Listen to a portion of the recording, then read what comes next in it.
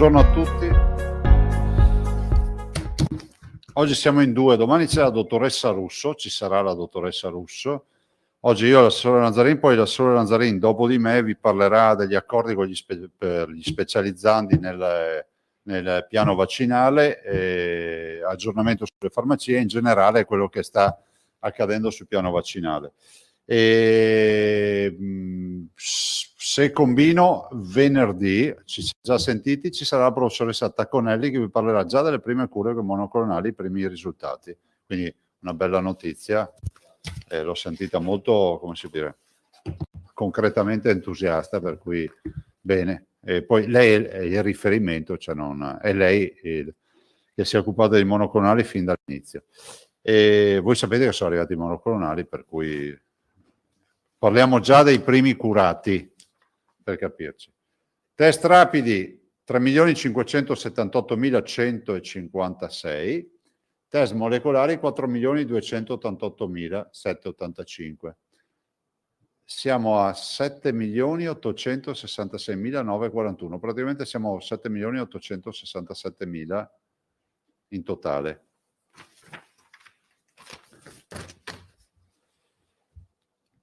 Positivi nelle ultime 24 ore 2191. 2191 su 41.845 tamponi fa il 5,23 di incidenza, cioè la percentuale di positivi sui tamponi eseguiti. Volete il foglio? Se volete lo fate girare così ve lo fotografate. Grazie.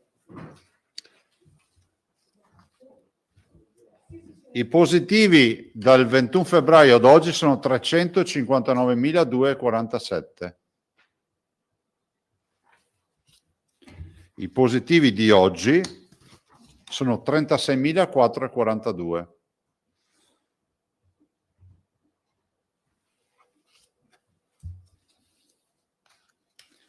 Totale di ricoverati 1.807.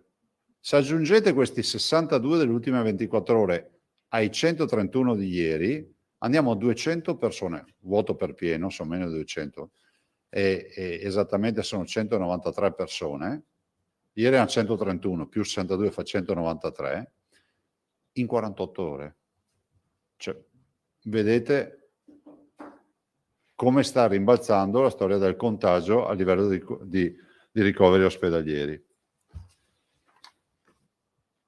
Allora, questi 1.800 persone sono così distribuite. 1.600 in terapia in area non critica, più 58, e più 4, che va a 207, la terapia intensiva.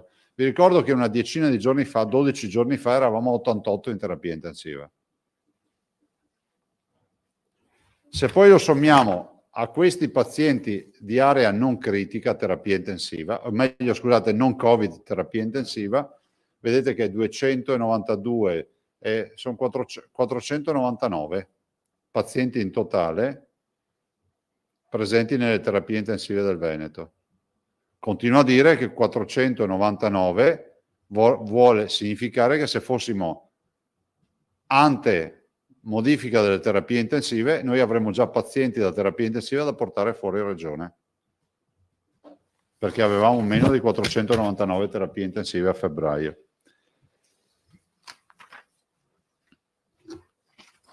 Totale di decessi più 59,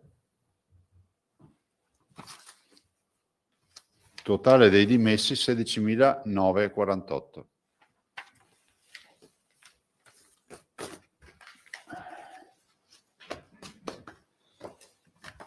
Allora, sulla situazione qualcuno giustamente mi fa notare, mi dice ma forse varrebbe la pena di ricordare ancora nuovamente le regole.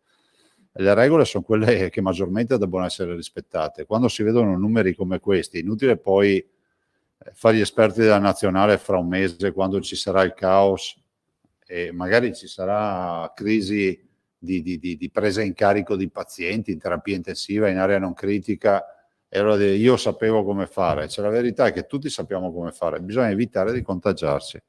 E quindi per evitare di contagiarsi bisogna utilizzare la mascherina, bisogna tenere le distanze, evitare gli assembramenti, igienizzare le mani il più possibile, e insomma adottare quel minimo di regole che ci permettano anche di passare a una fase di convivenza in maniera molto più agevole.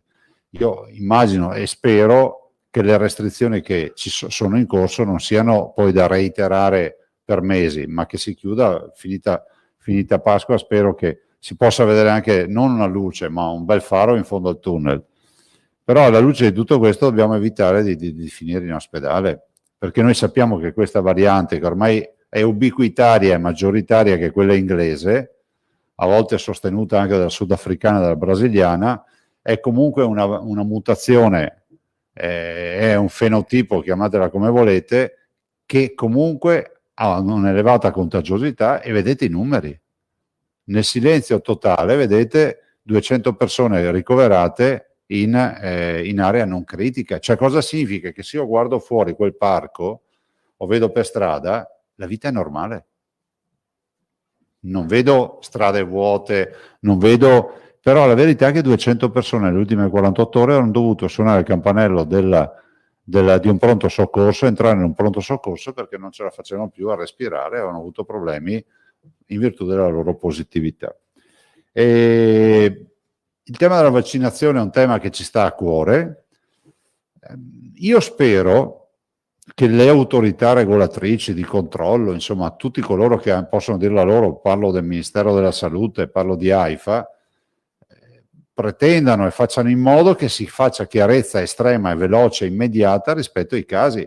A tutt'oggi sembra che non ci sia, sottolineo sembra, dalle notizie che abbiamo anche per vostro tramite, che non ci siano correlazioni tra le vaccinazioni e i casi accaduti. Del resto, se andiamo a guardare anche il dato veneto, vediamo che a fronte di migliaia di vaccinazioni praticate, noi non abbiamo avuto segnalazioni di grossi quadri clinici tali per cui da dover fare, come si può dire, partire una sospensione prudenziale. Ovvio è che avendo vaccinazioni di massa così importanti, statisticamente ci possono essere dei casi nei quali ci possono essere dei casi di esordio di patologie piuttosto che di mortalità che possono essere anche dissociati dal tema della vaccinazione per una pura casualità. E il magistrato con i tecnici dovrà dimostrare nel più breve tempo possibile se c'è nesso causale tra la vaccinazione e il fatto clinico che è comparso oppure no. Questo perché? Perché è fondamentale che se non c'è nesso clinico noi dobbiamo avere riautorizzati le vaccinazioni, perché per noi oggi AstraZeneca pesa la metà. Guardate che non è un discorso che io faccio, uno dice ma non gliene frega niente della salute dei cittadini, ci mancherebbe, sono stato il primo a dire che hanno fatto bene a sospendere i vaccini in via precauzionale e prudenziale, però è altrettanto vero che anche per l'amore che abbiamo per la verità è d'obbligo che la verità ci sia subito. Siccome questi sono aspetti clinici, non siamo noi a dire se c'è, diciamo, il vaccino ha avuto ruolo oppure no. Peraltro vi aggiungo anche che ho fatto parlare il dottor Flor col professor Simioni dell'Università di Padova, il professor Simioni, che è esperto in questi fatti di malattie del sangue, di coagulazioni, si era messo a disposizione per una diciamo ricerca. Ovviamente c'è da attivarla, c'è il tema del comitato etico, eccetera, però molto intelligente, valutare la coagulazione, ad esempio, del sangue pre e post vaccino. Ma in generale io ho chiesto che, visto che si fa, lo si faccia per tutti i vaccini, no? Questo è uno dei grandi temi. Penso che questa potrebbe... Ma guardate, il professor Simioni è stato... a parte il fatto che la sua materia questa è riconosciuta a livello internazionale, a parte questo, ma me l'ha proposto a fine della scorsa settimana e so che il dottor Flor forse sabato o domenica l'ha già incontrato. Noi siamo per sostenere un monitoraggio, no? Random, perché non è che possiamo monitorare l'impossibile, però fare delle verifiche, ovviamente ci servono diciamo dei volontari che pre e post, anzi sì, ovviamente pre lo facciamo in sede vaccinale, no? Perché facciamo il prelievo prima del vaccino e dopo magari dopo qualche giorno che si possa rivedere il sangue e capire se ci sono stati degli fenomeni di coagulazione a quant'altro. Questo forse è un intervento che sembra banale, però il professor Simioni ha posto la questione, a me sembra assolutamente ragionevole e intelligente. Quindi spero che vadano avanti velocemente anche con questo fatto. Da parte nostra, l'assessore dopo vi parlerà appunto degli specializzanti. In generale, questa mattina abbiamo avuto una riunione per il piano vaccinale, oggi abbiamo fatto poco più di 10.000 vaccini, anzi, diciamo nelle ultime 24 ore il report di questa mattina mi è arrivato alle 6, me l'ha mandato il dottor Mongillo. Ogni tanto, sì. 11.942. E devo dire anche una grande performance, perché se ci pensate siamo davanti a dei vaccinatori che vaccinano in assenza di AstraZeneca e prima della sospensione eravamo arrivati a 17.000. Allora, sul piano vaccinale io voglio essere chiaro, abbiamo dato come target a tutti totale, poi distinto per ULS, 50.000 vaccinazioni al giorno. La macchina vaccinale programmata dai nostri ingegneri gestionali che hanno lavorato giorni e giorni per affinare la macchina con i tempi, i metodi e ovviamente rispettando le professionalità. Non è che puoi dire uno, senti, fai come l'imbottigliatrice automatica con i vaccini, cioè sempre prevedendo dei tempi ragionevoli. La macchina vaccinale impiegherà a regime per i 50.000 1.300 persone. Che non sono 1.000, perché io mi rendo conto che bisogna spiegare tutto, perché sennò io con 1.300 chissà come fanno a farne solo 10.000 se hanno 1.300, sono 10 a testa, non sono 1.300 persone la siringa in mano, perché c'è tutto un processo, c'è chi fa l'anamnesi, chi si occupa dell'accoglienza, chi si occupa della sicurezza, chi si occupa ad esempio del presidio con le ambulanze, insomma sono 1.300 persone. Capite che la partita diventa una partita importante se avessimo vaccini e se ampliassimo ovviamente la partita ai medici di base, 3.000 medici di base che potrebbero farne, se ne facessero 10 al giorno saremmo 30.000 e poi pensate a tutto il tema delle altre categorie, poi vi parlerà l'assessore Nazzarin, a tutto il tema ad esempio del welfare aziendale come lo chiamo io continuo a chiamarlo welfare aziendale e ringrazio tutti gli imprenditori, tutte le categorie, Confartigianato, Confagricoltura, Coldiretti, Confindustria, Federalberghi, vi dico un po' tutti quelli che ci hanno chiamato, adesso mi perdoneranno quelli che non sono ricordati, Confcommercio, i sindacati, le forze sindacali, insomma facciamo un bel lavoro e cerchiamo ancora una volta di farlo nell'interesse dei veneti. E per dire cosa? Per dire che il vaccino, se non abbiamo vaccini, ne veniamo fuori troppo lentamente da questa partita. Vi dicevo ieri il dato, case di riposo, dicembre avevamo 3.500 contagiati, oggi ne abbiamo un centinaio su 30.000 ospiti, ma lì si sono fatte le vaccinazioni in maniera poderosa. Per un'informazione di servizio, perché ci arrivano tante richieste di coloro che hanno in programma la seconda dose di AstraZeneca. Allora, noi abbiamo un ragionevole tempo perché le prime dosi sono state fatte a fine febbraio di AstraZeneca, per cui abbiamo 12 settimane e speriamo insomma che chi si sta occupando di questa partita usi 12 ore, 24 ore, 48 ore, sì che se passano settimane e si passa oltre alle 12 settimane e comincia ad esserci un problema anche di una scelta che dovremmo fare e dovremmo negoziare dovremmo concordare con il Ministero della Salute e con AIFA per capire se a quel punto interrompere il canale iniziato con un vaccino e fare, che so, visto e considerato che a metà aprile arriverà Johnson & Johnson, arrivano 1 milione di dosi in Italia e 7 milioni e 4 nel secondo trimestre, magari decidere di fare Johnson & Johnson come unica dose per evitare di fare far 3 iniezioni perché cambi il vaccino strada facendo. Però queste sono supposizioni. Io spero che si risolva questo problema, si chiarisca fino in fondo perché deve essere chiarito in maniera micrometrica tutto quello che sono queste vicende e si torni a vaccinare in maniera diciamo, come era impostata e stava prendendo quota bene oggettivamente. Se avete domande poi vi lascio l'assessore Lanzarin. Tosatto, Nicolussi, Vanzan, Fois e Giacomuzzo.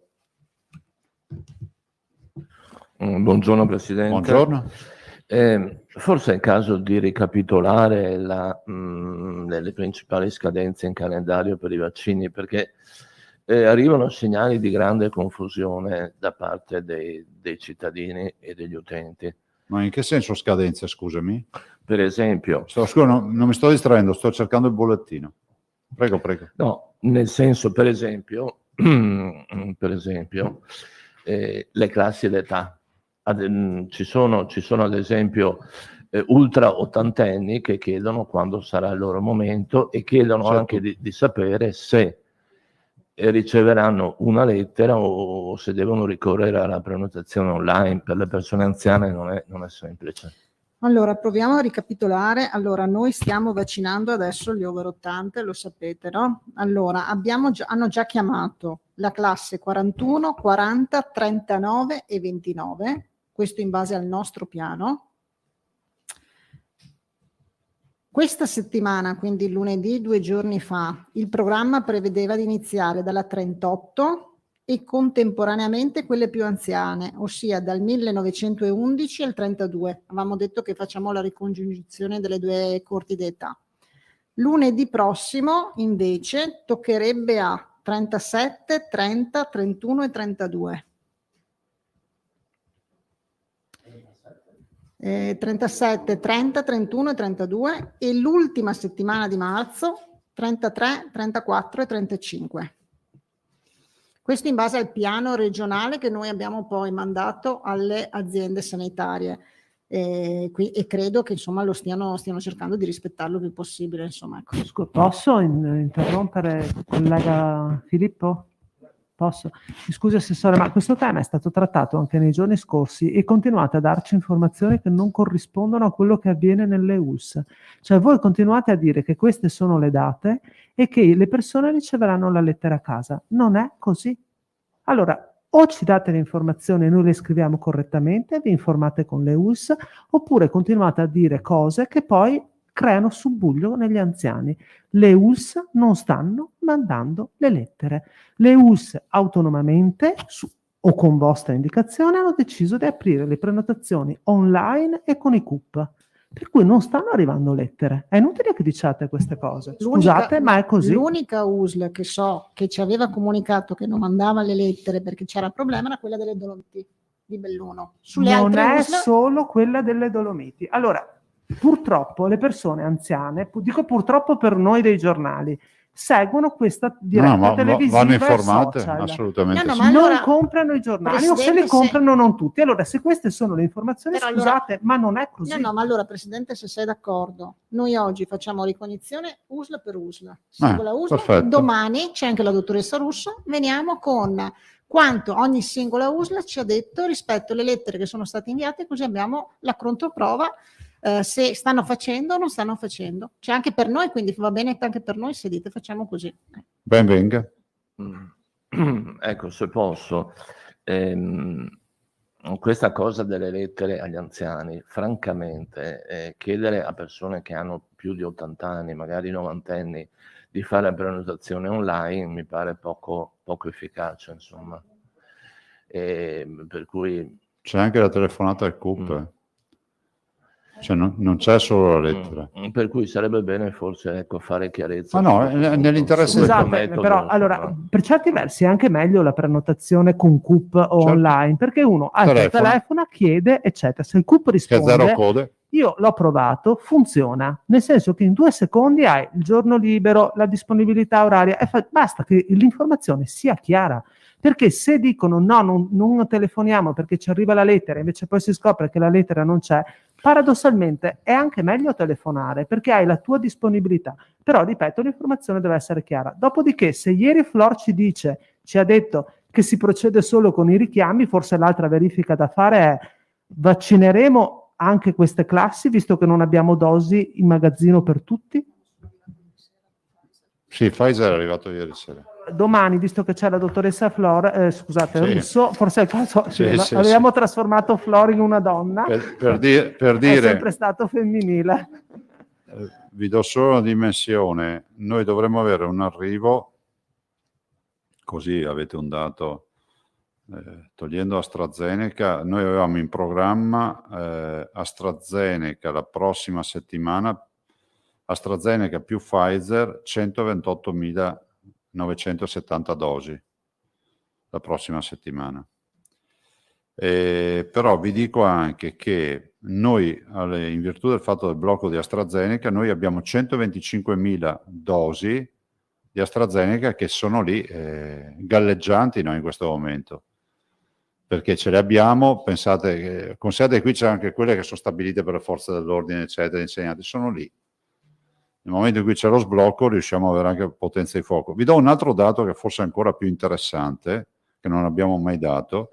Il totale delle vaccinazioni ad oggi è 556.366 fatte. 366. Sono tutte le dosi. Delle prime dosi sono 381.493 e le seconde dosi 174.936.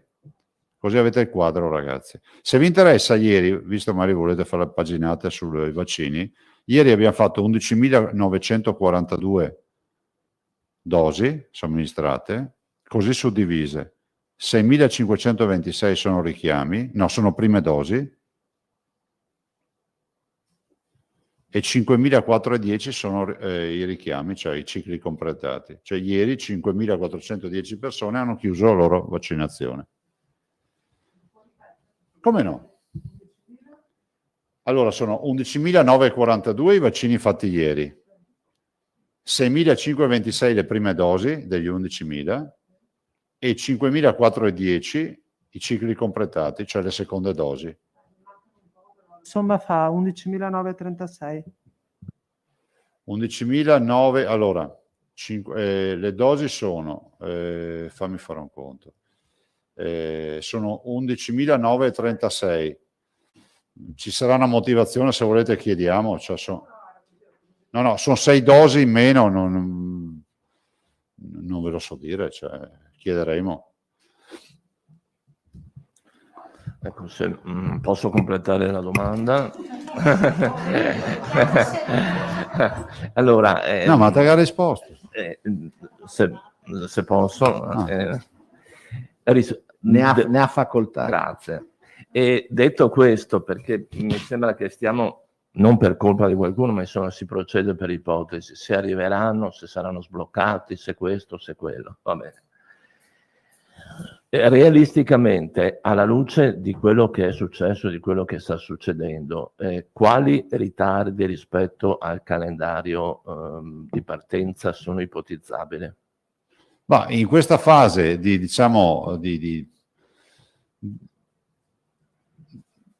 con questa velocità di corcera noi perdiamo mediamente 10.000 vaccinati al giorno. Considerate che noi puntavamo di crescere per arrivare a 50.000, però ci volevano i vaccini. Però se dovessi dire on-off, noi abbiamo perso 10.000 vaccini al giorno. 10.000 iniezioni che saranno fatte anche 50-50, saranno 5.000 prime dosi e 5.000 richiami, una roba del genere. Cioè, per noi pesa molto su questa partita. Quindi insomma il traguardo di mettere in sicurezza prima dell'estate una buona parte della popolazione. Io direi che ce la dobbiamo fare, resta l'obiettivo, quantomeno per la popolazione target, che per noi è quella degli over, no? Diciamo over 70. Potrebbe essere già una grande sfida.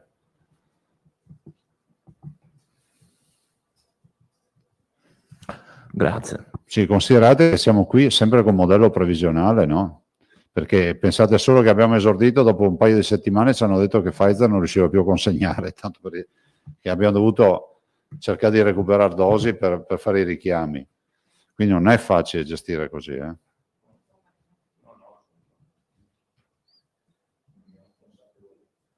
Nicolussi. Allora, Dunque, per completare un attimo questo quadro, Prego. stanno arrivando tante segnalazioni al nostro sito in redazione di persone, Assessore, che effettivamente rientrano nelle classi citate e non hanno ricevuto le lettere. Quindi forse è meglio fare chiarezza, se domani riuscite a dire come devono fare, insomma, perché c'è un po' di agitazione. Poi volevo chiedere, Presidente, buongiorno, scusate intanto. Buongiorno. Il Ministero della Salute dice che questo blocco di AstraZeneca ci costa 200.000 dosi al giorno in meno di somministrazione. Ci sta. Noi sono 10.000. Ecco, noi siamo 10.000, ma perché anche Pfizer sta facendo dei ritardi? No, perché... anzi Pfizer ce ne dà di più. Volevo capire questo. Ci può per cortesia dire adesso gli arrivi quali sono? Allora, gli arrivi oggi, vi do questo dato, ci metto dentro anche AstraZeneca, che così capite qual era il livello di arrivi. Sì. Noi avevamo questa settimana arrivi totali 93.160. Sì. Il dato è aggregato tra AstraZeneca, Moderna e Pfizer. Sì. La prossima settimana 128.970. 128.970? Sì. Prego? 128.970. Sempre in questo caso ovviamente c'è da rivedere, però non sapete qual è il problema? Che non ho modo di darvi la distinta. Scusate un attimo. Sì. No, non c'è la distinta in questo. Un attimo solo. Grazie. Allora, no, non ce l'abbiamo la distinta, ma ve la facciamo avere, così riuscite, vi mandiamo i dati e ve li facciamo avere. Grazie. Perché io ho solo i totali qui. Okay. Perché l'altro problema che ci stanno segnalando anche tanti utenti, tanti lettori è questo. Adesso, Assessora, c'è questa grande preoccupazione da parte di oncologici, oggi c'è scritto un diabetico, e i cardiopatici, cioè tutti i pazienti fragili che dovevano essere trattati. So che c'è confusione, però se riuscissimo a dare un messaggio chiaro che comunque i pazienti fragili non dovevano essere trattati con AstraZeneca e capire quando toccherà a loro, perché riceviamo una valanga. No, guardate, voi state facendo un lavoro ciclopico, voi, quando dico voi, dico i giornalisti, la carta stampata, le TV, ma voi in particolare che poi avete, come si può dire, cioè siete nell'immediato, avete il sito, poi dovete, ecco, boh. Detto questo, vi dico che la popolazione da vaccinare è tanta, cioè quando io vi dico ieri hanno vaccinato 11.000 persone, ce ne saranno sicuramente altre 600.000, 500.000 che attendevano quella vaccinazione per quel target. Per cui è comprensibile che tutti i 600.000 sperino di essere tra gli 11.000 e questo diventa il collo di bottiglia, no? Se noi avessimo vaccini riusciremo a essere molto più performanti, quindi dire contatteremo, ci saranno le modalità di prenotazione come abbiamo detto, però capite... Cioè, c'è un calendario per i pazienti fragili, loro ci chiedono, saranno avvertiti dal medico di famiglia, saranno chiamati dall'USL, come funziona per loro? Perché sono tantissime le richieste. Domani allora, è motivo dell'incontro. Voi sapete che c'è un piano che è il nuovo piano nazionale, no? Che è stato presentato la settimana scorsa, in cui rientrano i fragili e poi le classi di età. Quindi non si andrà più per le categorie servizi essenziali, per capirci, no? E quindi si andrà solo con questi due parametri. Nei fragili sono inseriti tutte quelle persone con queste patologie che venivano citate, compresa anche tutta la disabilità che prima non era inserita, e in alcuni casi anche i caregiver e i badanti oppure assistenti familiari o chi insomma assiste le persone più fragili. Domani presentiamo il piano, la dottoressa Russo presenterà il piano regionale declinato da quello nazionale con le fasce, quindi ecco, perfetto. Sì, forse ho sbagliato io prima, non vi ho detto che la dottoressa Russo viene per quello domani. No, benissimo, quindi possiamo dire alla gente che domani ci sarà una sorta di calendario, diciamo così, ipotetico, sempre sulla base anche per loro. Sì. Certo, loro chiedono delle indicazioni di marcia. Hanno ragione, cioè, su quello non ho che dubbi. L'altra cosa, Presidente, lei aveva detto prima dello stop ad AstraZeneca, aveva detto che comunque già erano state segnalate dalle USL un 50% di disdette di AstraZeneca dopo il blocco del primo lotto. Adesso stanno arrivando ulteriori disdette. Ma no, perché non vacciniamo con Lo l'AstraZeneca. so, però siccome sono state allertate comunque, le categorie sanno di avere come vaccino AstraZeneca. Guardate, noi è ovvio che tutta questa vicenda col primo blocco siciliano, col secondo blocco piemontese e poi con il blocco europeo sarà inevitabile che lasci dei segni nella popolazione e sarà inevitabile che qualcuno cominci a farsi delle domande. Per questo io dico che è fondamentale far chiarezza il prima possibile, perché più lasci sedimentare sta roba, più si presta a discussioni, a tutto quello che voi conoscete. Io penso che ci sarà sicuramente da gestire una fase di informazione importante. Ecco, appunto, però è prevista una campagna in più, non so. vorremmo vedere prima quali saranno gli elementi per eventualmente, sicuramente una campagna, quantomeno in un contesto vaccinale la dobbiamo fare, cioè, è vero che c'è il consenso informato, ma ci deve essere anche magari, che so, dei volantini, qualcosa che spiega sta storia. Però noi attendiamo, allora sono state fatte le autopsie per andare nel pratico, no? Stanno aspettando degli istologici, non so che prelievi abbiano fatto, immagino che abbiano fatto dei prelievi, e poi ci sarà una conferma da parte del magistrato. Ok, grazie. Prego. Bene, a questo punto avevamo la Van Zan, poi Giacomuzzo, poi Folis. Buongiorno. Prima Buongiorno. non vi ho neanche Pete no? salutato. Quindi Nulla, dopo. le domande che volevo porvi mi pare che abbiano già avuto risposta, nel senso che l'avranno domani. Disabili, malati di sclerosi multipla, i familiari, quelli che li accompagnano, tutte queste persone fragilissime domani sapremo, arrivo dei vaccini permettendo, quando potranno avere il vaccino, corretto? Yes. Boh. C'è un problema che riguarda le ULS, un po' tutte le ULS, ed è comprensibile che siano intasati di lavoro i numeri verdi e le mail con persone che telefonano proprio per questa tipologia di richieste, ma anche altre, e non hanno risposta. Visto che domani fate un po' la verifica con letterine, tipi di prenotazione, eccetera, potete verificare anche com'è la situazione sui numeri verdi, perché è inutile farli se poi non funzionano, ben sapendo che la situazione è ovviamente di desiderio di avere tante risposte, tante richieste, probabilmente poco personale, però questa è un'ipotesi, è una richiesta. Mentre invece, Presidente, le chiedo se ha in mente come organizzare la trafila dei riservisti, perché può capitare che nelle sedute vaccinali, Ne abbiamo parlato stamattina. esatto, nelle sedute vaccinali qualcuno per un motivo X non abbia la possibilità di presentarsi, magari perché sta male. Anche una sola dose rischierebbe di essere sprecata. No, ma la linea di ragionamento è questa: rispettare il target, perché se tu stai vaccinando over 80, over 70 o quello che è, o oncologici, insomma, in base alla vaccinazione, a me sembra che prenda sempre più forma l'idea di sapere che chi è il giorno dopo potrebbe essere raggiunto da una telefonata da quello del giorno prima, che è la situazione proprio per rispettare il target, rispettare le priorità, rispettare tutto. Poi c'è anche la soluzione, diciamo, più, come si può dire, on the road, che si potrebbe applicare, che si applica, che è quella di dire a fine giornata chi si presenta alla porta, se c'è una dose, piuttosto che buttarla via. Però se noi raggiungiamo con le telefonate quelle del giorno dopo, riusciamo invece a dar corso a una campagna vaccinale che abbia un suo criterio, no? E il rispetto delle categorie vaccinali.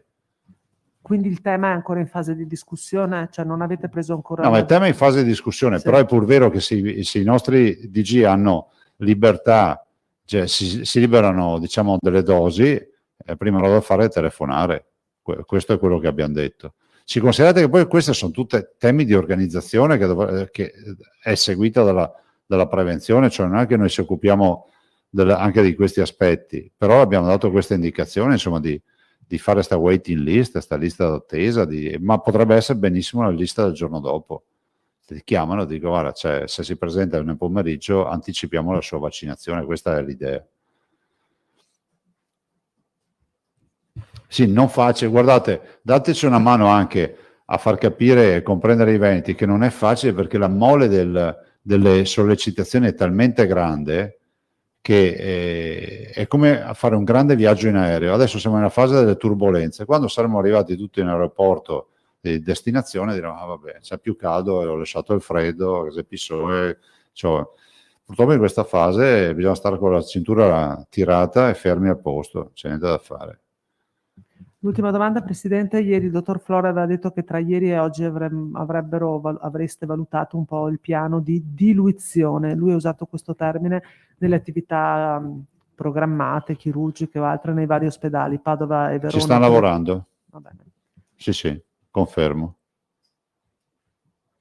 Sì, questa è una roba meramente tecnica, anche questa. Giacomuzzo e poi Fois. Cambio argomento, buongiorno a tutti. Buongiorno. Presidente, avete avuto delle richieste da parte dei sanitari per far aprire in deroga le scuole per i minori, magari quelli più piccolini, un po' come fanno alcune regioni? Quali regioni Per e esempio, come? penso a quella ordinanza che ha firmato Fugatti, Trento, che consente di aprire da 0 a 6 anni la scuola per i figli dei sanitari, perché loro sono impegnati al lavoro. È un'ordinanza che sta suscitando parecchie polemiche, però al momento è operativa. No, E tra l'altro mi non conosco dicevano- l'ordinanza, però è altrettanto vero che anche i figli degli altri lavoratori hanno problemi, cioè non conosco l'ordinanza. Non mi risulta siano arrivate No, richieste a noi richieste di specifiche, questo tipo a non meno sono che arrivate se la domanda è non questa. ci siano Ma nelle non sapevo mail. neanche Allora, dell'ordinanza, questo per capire sinceramente. se c'erano state, perché in Italia, sparse in Italia, poi mi sembrava anche... Io oggi non ho contezza di richieste specifiche di questo tipo. Va bene, grazie. Prego. Fois.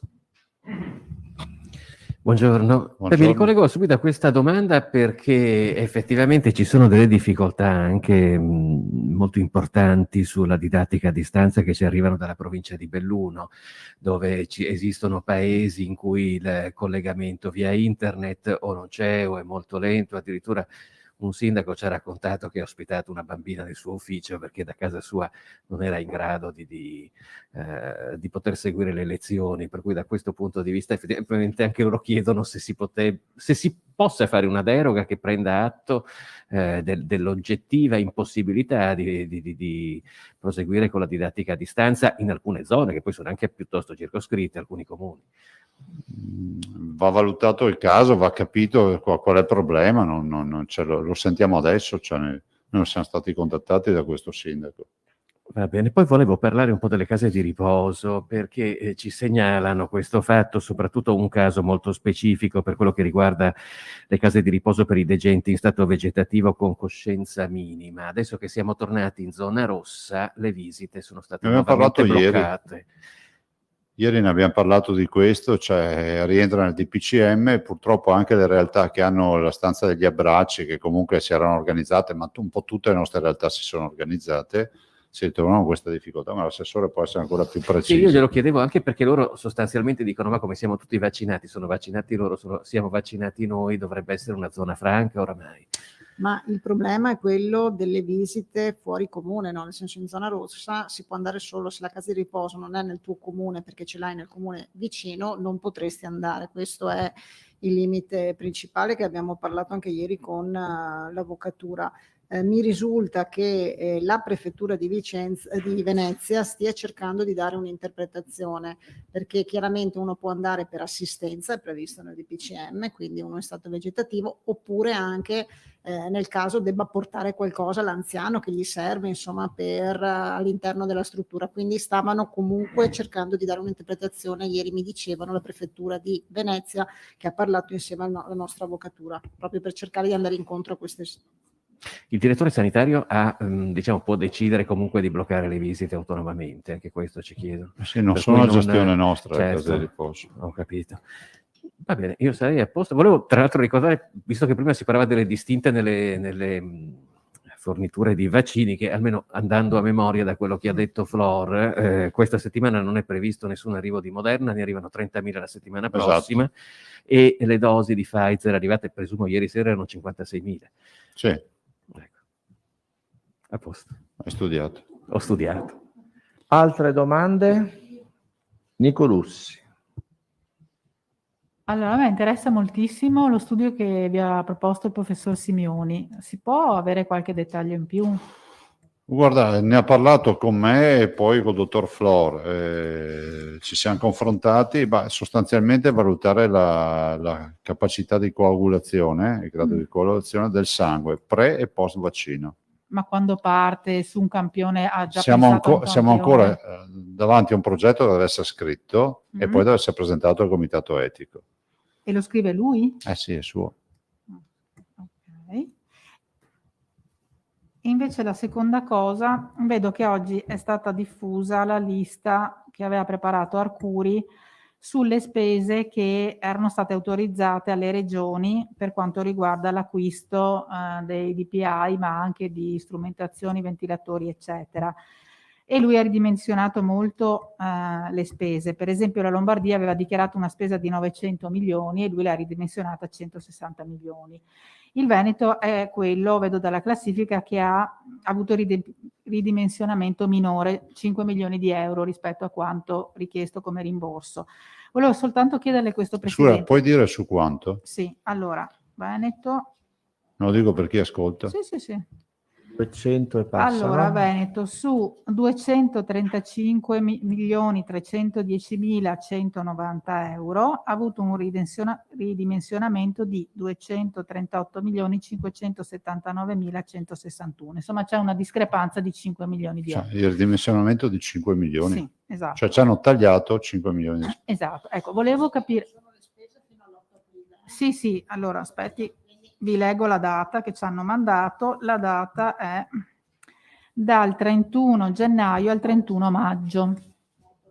Ecco, volevo capire, questi 5 milioni che vi hanno tagliato è perché alcune spese erano state centralizzate e quindi voi non dovevate Ma è probabile, farlo? andremo a vedere. Cioè noi ci siamo comportati con estrema correttezza. Voglio ricordare anche a beneficio di quelli che pensano sempre di scoprire le cose nascoste, che noi abbiamo dato incarico a 2 legali per fare, la storia, seguire la storia civilistica e penale di tutto quello che è stato fatto. Quindi raccogliendo e dando vita a dei tomi, tutte le mail, tutte le offerte, tutto quello cioè, tutta la movimentazione, anche cartacea, di offerte. Non ci sono solo le telefonate, perché non è che registrano le telefonate in azienda zero. È consegnata alla procura in via preventiva. Venezia? Sì. Venezia. No, Padova mi sembra queste. Okay. Sì, ed è sempre in itinere, man mano si formano, fa ogni 2 o 3 mesi, tacca, chiude il blocco e porta. E in maniera tale che ci sia la massima trasparenza. Per cui abbiamo, probabilmente questi 5 milioni di euro andremo a capire per cosa, se siamo convinti che non erano dovuti, ricorreremo, ma adesso verificheremo. Penso che sia già un bel merito vedere che sono state riconosciute la quasi totalità delle spese fatte dal Veneto. Ecco, Presidente, possiamo avere un piccolo riepilogo? Finora quanto ha speso il Veneto e quante donazioni avete ricevuto? Sulle donazioni è assito, io se non ricordo male, sono 58 milioni più o meno. Ovviamente non tutti diretti al conto della regione, che deve essere stato 38 milioni, e poi comunque c'è tutta una raccolta delle donazioni con i singoli nomi, anche di chi ha versato un euro. E noi abbiamo dato la gestione di tutto questo al dottor Masullo, che è capo del bilancio in Veneto, e l'avvocato Caramella in qualità di segretario generale, segretario di giunta, e se non ricordo male c'è il dottor Flor, e poi c'è qualcun altro, adesso non ricordo, ma è una commissione fatta ancora qualche mese fa. Ok. E invece il totale della spesa, se lo ricorda, quanto avete speso più o meno? Perché qua c'è solo fino al 31 maggio. Poi Io penso che siamo abbondantemente sopra $500 milioni. Ricordo male, eravamo sui 600 milioni, compreso personale, insomma un po' tutto, sui 600 milioni a fine anno. Considerate che abbiamo assunto 1200 medici, tanto per dare un dato. A fine anno 1200 medici. Sì, tra le tante cose, non so, noi abbiamo comprato ma anche portato a casa tanti respiratori dalla struttura commissariale, ma ne abbiamo anche comprati, siamo passati da 464 terapie intensive a 1016 tra allestite e allestibili, insomma, nel senso che noi abbiamo 1016 posti, ovviamente 1016 vuol dire mummificare la sanità sotto certi aspetti, ma molto altro ancora. Pensate alle subintensive, noi abbiamo preso centinaia di postazioni da subintensiva. Io ricordo ancora che in piena crisi a marzo chiamavamo per avere i letti, cioè abbiamo comprato penso 150-200 letti in postazione. Insomma, in questa raccolta che è stata fatta, che c'hanno le procure, c'è tutto. Però insomma, se qualcuno vuole dati, li chiediamo ufficialmente all'azienda zero. Queste sono tutte attività dell'azienda zero. L'ultima cosa al volo, in tutto questo, diciamo, contesto, chiamiamolo così, di AstraZeneca, si è avuto un po' l'impressione che gli esperti siano stati un po' scavalcati dalla politica, nel senso che AIFA fino a pochi minuti prima dell'annuncio ufficiale ha continuato a ribadire che non era stato ancora dimostrato il nesso causale tra gli eventi avversi letali e la somministrazione di AstraZeneca. Pochi minuti dopo, in seguito a un vertice tra il ministro Speranza, il premier Draghi e il contatto con Merkel, il governo ha deciso la sospensione di AstraZeneca. Ecco, voi come regioni, come avete vissuto questa cosa? Cioè, vi era stato detto ad AIFA andate avanti tranquilli e poi siete state colti di sorpresa? No, allora, sono state ore concitate. Perché far credere ai cittadini che sia stata, lo dico per me, no? Perché uno che legge il giornale, guarda la TV, cioè dice, beh sì, no, sono state ore concitate. Abbiamo iniziato con il mattino dove la Procura di Biella manda i NAS in tutte le regioni e anche il Ministero dice bloccate questo nuovo lotto. Poi io ho parlato quel mattino intorno a mezzogiorno, prima di scendere, ve l'ho detto, Ada ti ricordi? Prima di scendere, perché mi ricordo che c'eri in conferenza, e ho parlato con il ministro Speranza e ho parlato anche con il presidente Palù, e mi ha detto entrambi, c'è un nuovo lotto da bloccare, si blocca, nel senso che non si discute davanti a una procura, no? Ci mancherebbe. Dopodiché la doccia fredda, la Germania blocca, onestamente, qual è il paese che davanti a un blocco che prende corpo a livello internazionale si gira dall'altra parte? Cioè, insomma, quindi se blocco è prudenziale, precauzionale, ma ci sta, guai non farlo, prima viene la salute dei cittadini, cioè, stiamo facendo le vaccinazioni per salvare la vita, no? Giusto? Quindi il principio resta quello. Però adesso chiarire e via, una volta chiarito si va avanti. Quindi sicuramente erano ore concitate, cioè dopodiché mi metto nei panni anche di chi ha preso queste decisioni, perché ho visto che Spagna ha chiuso, sì, tutti, poi Francia, hanno chiuso tutti. Germania, ma è iniziato la Germania. Repubblica poi del Congo, tutte hanno chiuso. L'Austria alla fine si è riunita. La Gran Bretagna mi sembra di capire che non ha chiuso. No, la Gran Bretagna hanno solo AstraZeneca del resto. Il loro vaccino? Certo, il loro vaccino. Allora c'è un'ultima domanda, di Tosato, e poi Pettenò che per le sintesi. Presidente, il vostro algoritmo, il vostro modello previsionale è ancora attivo? Yes. E che cosa prevede sul Mi sforzo di parlare in inglese.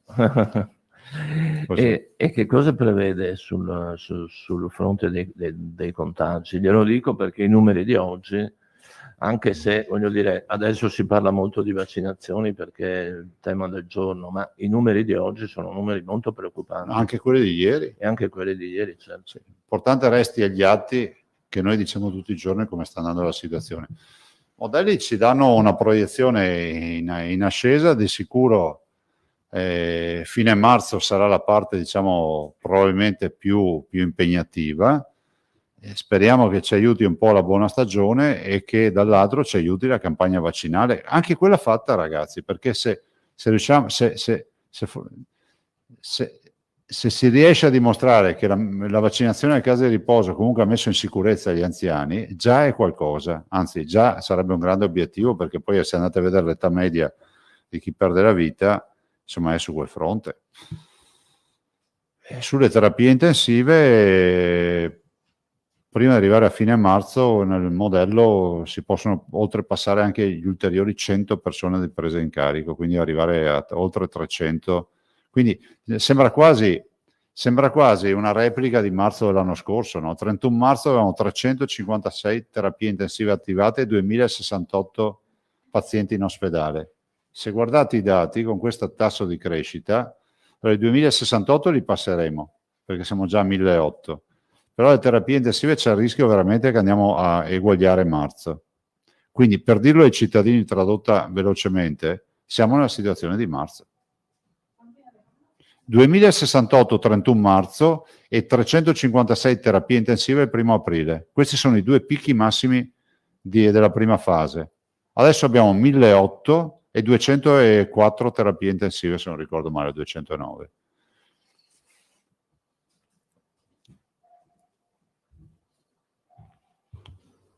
Ok? Posso dare la parola a Petenò? Filippo? Sì, certo. Bene. Petenò. Tornando al piano vaccinale, buongiorno Presidente. Buongiorno. Tornando al piano vaccinale, adesso domani verrà presentato quello rispetto regionale rispetto al nuovo aspetto nazionale, ma lei dice c'è questo aspetto di AstraZeneca, questo terrà conto di una situazione di AstraZeneca Certo. ancora bloccato, e cioè ci sono perciò un piano A e un piano B sul piano vaccinale. E un'altra cosa sulla diffusione poi su come procedere nella vaccinazione, si parla anche, oltre ai medici di base, anche delle farmacie, e so che ci sono anche su questo degli incontri anche del Ministro Speranza su questo aspetto. Che può dirci? Beh, vi posso dire che il piano vaccinale va avanti con i suoi target, ovviamente tiene sospesa la vaccinazione di AstraZeneca, che in questo caso, ancora in questa fase resta una vaccinazione di prima vaccinazione, perché ancora non si sono maturati i tempi per i richiami per chi ha già avuto la prima vaccinazione. Quindi se oggi andassimo a vaccinare con AstraZeneca sarebbe una prima vaccinazione. Quindi abbiamo questa fortuna in questa fase. E ovviamente appena si chiarirà il problema AstraZeneca torneremo a vaccinare oppure a pensare a una soluzione per chi ha avuto solo una dose di AstraZeneca. Per quanto riguarda le categorie vaccinali, coloro che fanno il vaccino, che praticano l'inoculazione, c'è anche la previsione per i farmacisti, e dopo ve ne parlerà anche l'assessore Lanzarin, ed è una delle categorie che sta ovviamente chiudendo l'accordo nazionale. Lei è preoccupato per come viene rivisto il piano vaccinale rispetto ad una situazione che è ancora in itinere? In ogni caso la macchina è pronta a affrontare una situazione in tutti i suoi aspetti, con tutti i problemi che ci sono?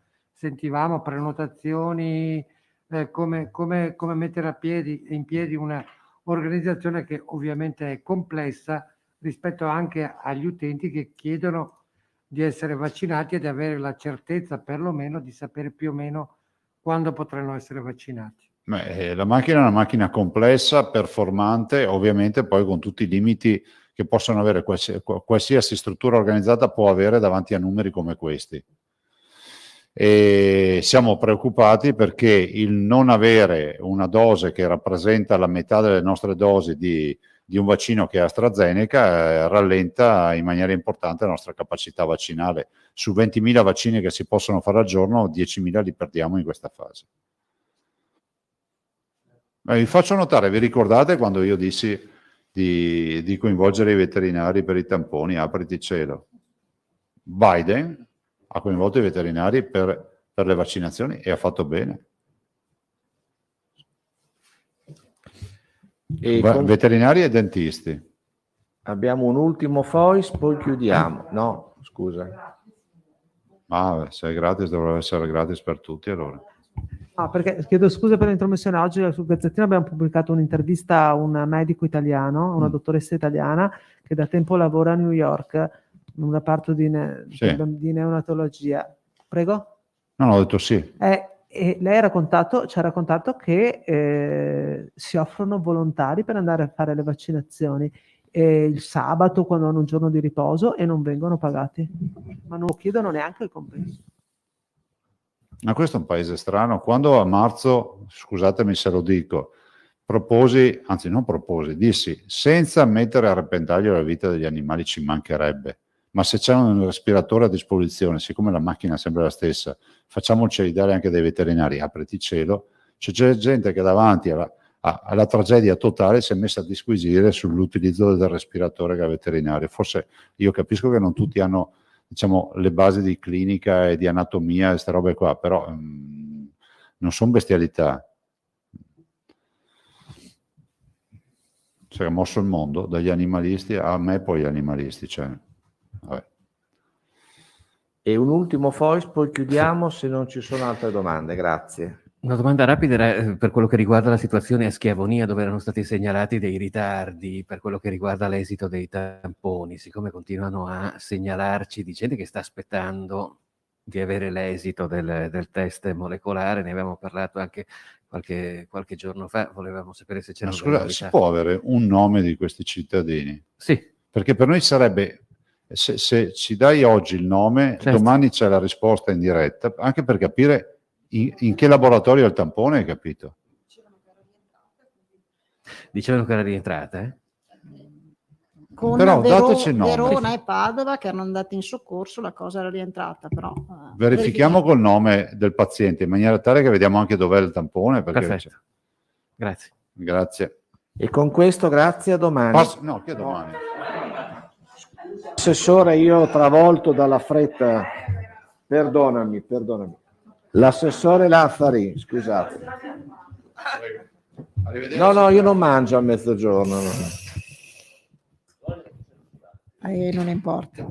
Prego, Allora, assessore, scusa. premesso che non è facile per noi, per la prevenzione regionale e neanche per le prevenzioni SISP, insomma le aziende sanitarie, programmare in maniera puntuale questa vaccinazione, perché non è una vaccinazione come quella che facciamo abitualmente con i calendari, insomma, in cui sappiamo tutto e quindi riusciamo a programmare al centesimo. Questa è una vaccinazione, voi capite, insomma, molto difficile, perché è legata agli approvvigionamenti che ci arrivano e che ogni settimana cambiano, no? E quindi anche tutti i discorsi che abbiamo fatto prima rispetto appunto persone che si aspettavano che arrivasse la lettera, non è arrivata, o comunque non riescono a contattare, o comunque che, non so, dicono che comunque una 15% delle lettere anche non arrivano e quindi poi comunque contattano, insomma, quindi spero che capiate, insomma, non è semplice, però cerchiamo di dare le giuste informazioni, raccogliamo per domani. Io ho già scritto, finché ero prima voi parlavate, ho già scritto, insomma, a questo punto di raccogliere puntualmente USL per USL la situazione rispetto agli over 80, quindi ci dedichiamo a questa fascia, che è la fascia che oggi stiamo vaccinando, per capire effettivamente dove sono arrivate, fino a che corte le lettere sono state mandate, se per le corti successive non stanno pensando di mandare la lettera o quindi di fare la prenotazione con il CUP, col zero code, eccetera. Insomma, quindi cerchiamo di fare chiarezza, perché quindi diventa più semplice per noi, per voi, ma anche sicuramente per le persone che ci ascoltano e che vogliono informazioni. Questo lo capiamo, perché vi assicuro che siamo, penso come voi, tempestati da messaggi, mail, telefonate, con di tutto di più.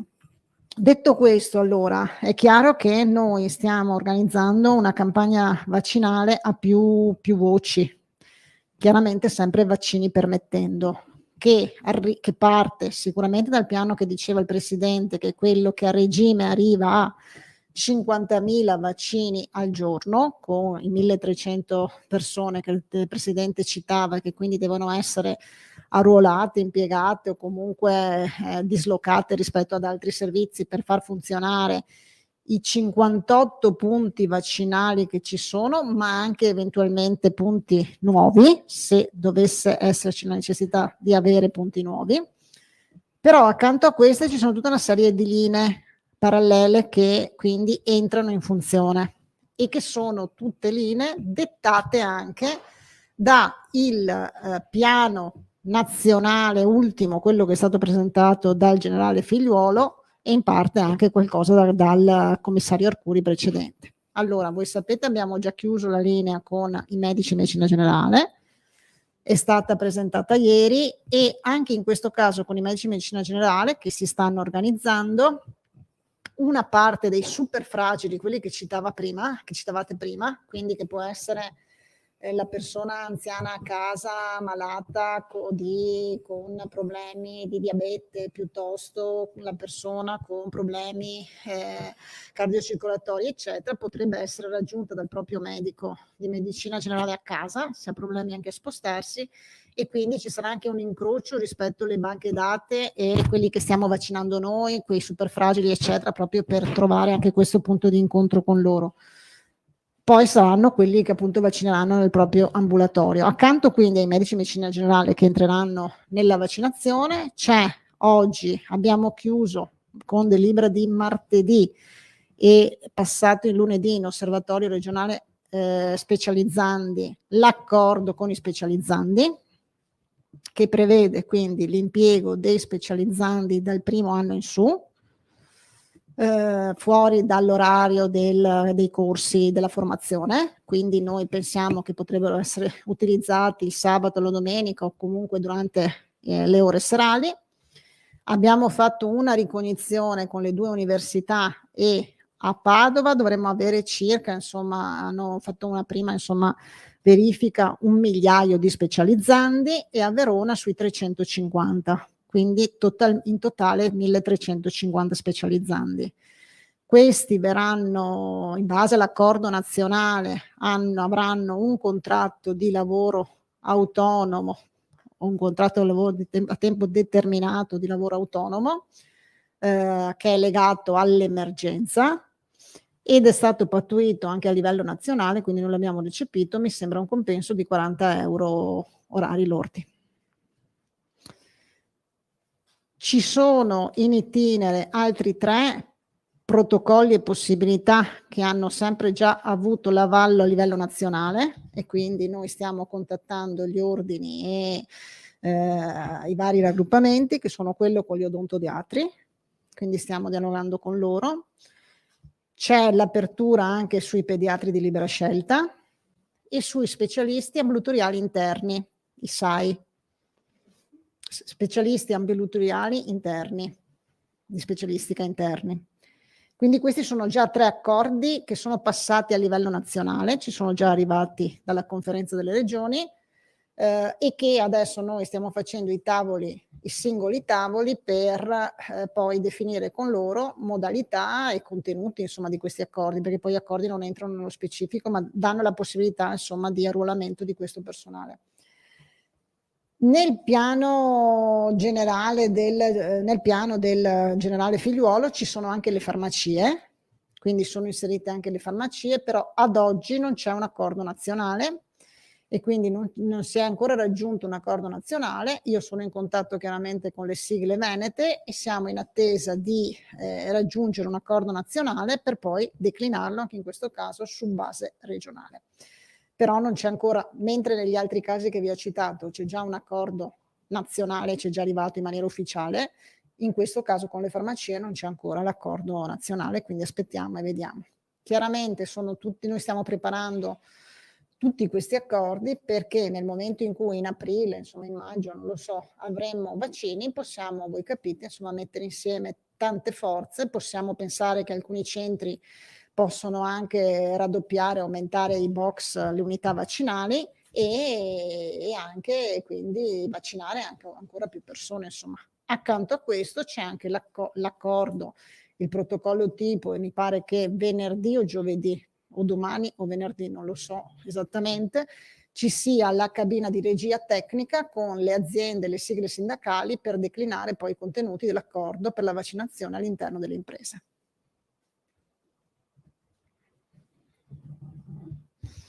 Bene, scusandomi ancora per l'accaduto, darei la parola a chi ha domande. Nicolussi. Assessore, mi scusi, quando partono gli specializzandi a vaccinare e quando partono i medici di base? Perché noi hanno detto che loro sono già pronti e utilizzeranno gli spazi che stanno già utilizzando per i tamponi. Allora, i medici di base c'è stato un incontro tecnico ieri pomeriggio. Io non ho partecipato, quindi non ho insomma gli ultimi le ultime notizie rispetto all'incontro tecnico, ma credo che stanno dando istruzioni se chiaramente c'è la volontà e la possibilità di iniziare a vaccinare. È chiaro che in questo momento dobbiamo dare Pfizer e quindi voi sapete, insomma, diventa più difficile, cioè quindi potrebbero pensare di fare la vaccinazione a domicilio come prevista per i super fragili, ma non è così semplice, quindi credo che, visto che giovedì ci sarà anche il pronunciamento su AstraZeneca, quindi domani, mi pare sì, da parte di EMA, sicuramente, insomma, metteremo insieme un po' tutte queste questioni, quindi settimana prossima penso, insomma, a sto punto, spero, penso. Anche per gli specializzandi la prossima settimana? No, con gli specializzandi adesso, quando avremo vaccini, chiaramente, perché i specializzandi li metteremo appunto anche da impiegare il fine settimana oppure l'apertura serale, ma chiaramente dipendono da come prosegue la campagna vaccinale, quindi appena ci sarà contezza di quante ce ne arrivano, in che quantità, come riusciamo a rimettere in piedi la campagna vaccinale, faremo la suddivisione per USL o comunque per territori dove questi possono effettivamente andare. Ricordiamolo che è sempre su base volontaria. E su base volontaria la vaccinazione, Sì. non... No, anche per i specializzandi. Ah, per loro è volontario, Sì, mentre sì. per i medici di famiglia è obbligatorio. Medici di famiglia è obbligatorio. Obbligatorio. Allora, il ministro a domanda specifica ha detto lo do per scontato, quindi lo dà come obbligatorio. Sì. Ok. E l'ultima cosa, Assessore, mi scusi che scrivo volontario. Okay, specializzandi volontario. Sì. Ecco, l'ultima cosa le chiedo, perché in questi giorni di grandissima concitazione è arrivato sul tavolo degli esperti nazionali un ulteriore problema che è stato avanzato giustamente dalle categorie dei medici, perché loro dicono che questo ritardo nella campagna vaccinale rischia di creare un doppio caos, perché noi dovremo rifare il vaccino, visto che siamo stati i primi ad essere vaccinati, a giugno. E quindi come si inserisce questa seconda tornata di vaccinazioni in un quadro già così caotico? Avete avuto qualche indicazione su Non questo? abbiamo avuto indicazione, non mi sembra che non ci sia ancora l'indicazione chiara di quanto dura, di qual è la durata della protezione. Sul bugiardino di Pfizer c'è scritto 6 mesi. Sì, però mi sembrava che anche AIFA e poi anche a livello di ministero, insomma, stavano cercando di capire, ci comunicheranno, non abbiamo ancora nessuna comunicazione, quindi per il momento, insomma, non abbiamo queste notizie, neanche, insomma, non stiamo affrontando questa cosa, vedremo cosa succede, insomma, nelle prossime settimane. Grazie. Vanzan. Assessore, scusi, lei ha detto una parte dei super fragili, persone che sono a casa malate, potrebbe essere raggiunta dal proprio medico in medicina generale. Questo condizionale da cosa dipende? Decide il singolo medico se andare a casa o lo decidete voi, lo decide l'ULSS? Allora, nell'accordo, se avete visto ieri i numeri, mi sembra, no, mi sono state consegnate anche, non avete visto dei numeri ieri sull'accordo, e un'ipotesi era quella di 15 vaccinazioni a domicilio per i medici di medicina generale, quindi 15 e quindi tra questi 15 potrebbero esserci delle persone che rientrano nelle categorie dei super fragili e che sono a domicilio e che sono vaccinate dal proprio medico. Sarà il medico, cioè, allora, siccome un medico ne avrà più di 15 oppure ne avrà meno di 15, non lo so, adesso capiremo come il medico, in base, però ricordiamolo, non c'è che il medico vaccina così perché decide, il medico vaccina in base alle categorie che noi metteremo nel piano, quindi se c'è la categoria delle persone che sono in ossigenoterapia e ha 2 pazienti, non lo so, che sono a casa in ossigenoterapia, potrà vaccinare i 2 pazienti che sono in ossigenoterapia, faccio un esempio. Altre domande? Bene. No, lasciamo passare un po' per domande. No.